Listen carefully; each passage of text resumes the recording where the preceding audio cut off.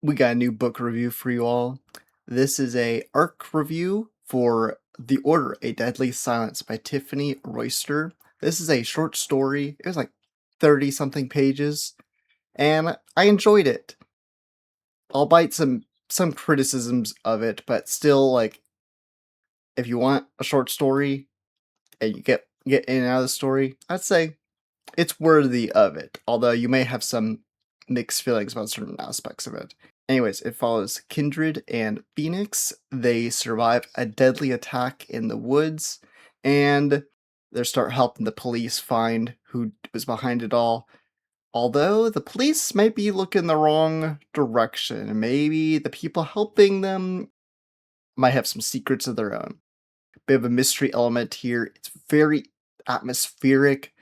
There's a specific tone here, and it's a really interesting way that she explores trauma and like how trauma can lead to some not so great things about people. And this was just so original. It felt like a little bit of like an A24 movie or just like a neon film. It's just like so odd, experimental. That aspect of trauma, which is so overly explored in horror, but I think this has a unique take on it, which might feel really fresh on top of the story.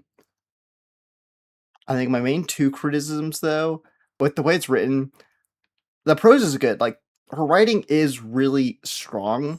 There's just a style of a lot of sentences that are just like one words of like, we ducked and hid silently still, just like those like little one words. That wasn't even from the book. I just made up some random bullshit or whatever. But there's a lot of that, and I think at times in some contexts it really works and is effective for what she's doing, but it's just too abundant and it starts to lose its effect. And the other thing is the idea is great, especially like not trying to give it away because it's hard to talk about it when it's a short story.